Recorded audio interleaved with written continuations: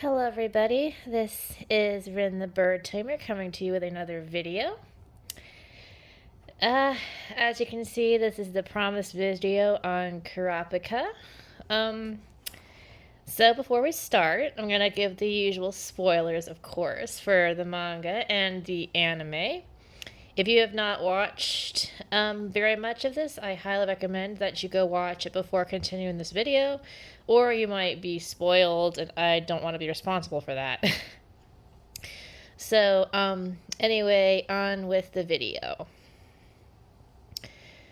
Kurapika, one of the best written and one of the saddest characters in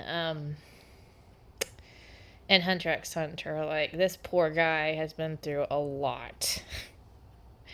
Not only has he lost his whole clan, but he's also was completely alone until he met the others. I cannot imagine how he would have felt, because he couldn't trust people. He was feared, for his eyes, because people thought that his clan could summon and control demons because of the whole red eye thing, and it's just so sad. And it really makes you hate the Phantom Troop for what they did to him. But and again, and then that in another way, he kind of was made tougher by that situation. But anyway, so I was reading the manga, and it was like chapter 0. And I found a section where it was actually going back to his past and showing what his clan actually looked like. Because it's a little bit different than the anime. I've gotten all the way up to the greed, the game greed arc, but I still have not seen anything on his clan. Like, all they said was that his clan was killed by the Phantom Troop, but they never actually have shown what his clan looks like or how they acted or what the village was like. So going back into this manga, it was actually very interesting, and it kind of explains a little bit more why only why they weren't allowed to socialize with normal people, of course, because of the red eyes, and because the children aren't able to control their crimson eyes, so that they would easily be found out. So only adults were able to go into the real world. And Kurapika, when he was younger, kept trying to get the elder to let him go to the real world. He really wanted to see it. And of course, the elder was like, "No, you can't go. You're too young. It's not safe." And Kurapika and his friend Pyro managed to convince the elder. Well, first they run into this hunter or huntress. I don't know. It doesn't sound right when you call her huntress. So it's just a hunter, because this is not a Ruby. And they run into this hunter, Sheila, and they save her. She's worn down. She's beaten, like, half dead, and they get her some water after a bit of a language barrier. They can't understand what she's saying. They're not able to see or even read books from the other world, like outside of their village. It's like taboo or forbidden to find out information about the outside world until they're older. So at first they can't understand what she's saying, and then finally they figure it out. And she tries to give them this book from her world as a thank you for saving her life.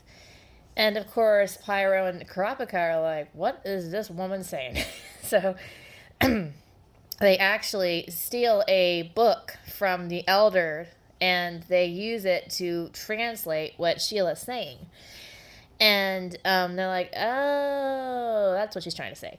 So yeah, they accept the book and then become friends with her, and it's really cool. She actually teaches them how to speak the language and what it's like, in the real what it's like in the real world. And it's really, really cool. And of course, this only makes Kurapika want to be out in the real world even more. So he finally he goes to the elder, and he convinces the elder to let him take the test. And he very reluctantly agrees, and Kurapika just passes the first two with flying colors. And of course, the teacher and the elder are both very, very stunned. They're flabbergasted, and they're like, "How does this kid know all this stuff?" And of course, it's because of Sheila, and he can't. Kurapika can't tell them that he's already met an outsider.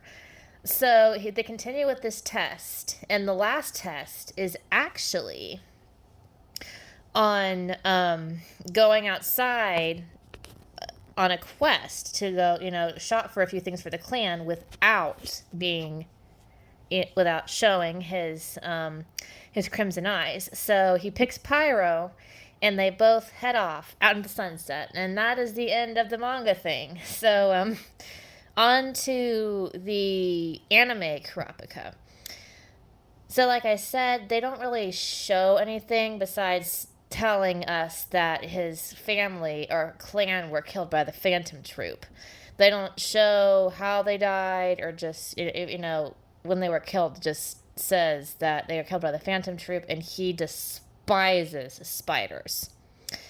And you can see that, of course, when we first were introduced to him in the I think it was a pub. Yeah, it was a pub, and he was just sitting there, and then the spiders crawling across the table, and he just goes, whunk, just kind of kills it with one of his blades, and he just gives it this very contemptuous look, and his eyes flicker just for a moment.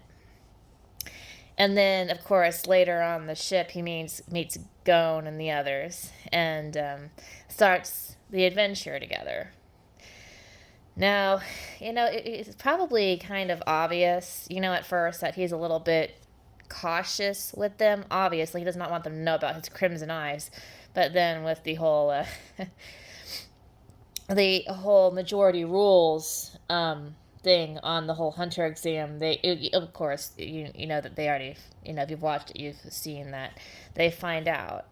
And they actually react very well, and I'm sure Kurapika didn't expect them to react well. He probably thought they'd be afraid of him because of his crimson eyes, but they actually accept him, and it had to felt really nice because he was alone all that time by himself. The only sole survivor of his clan, and of course, being this situation, he has to be careful.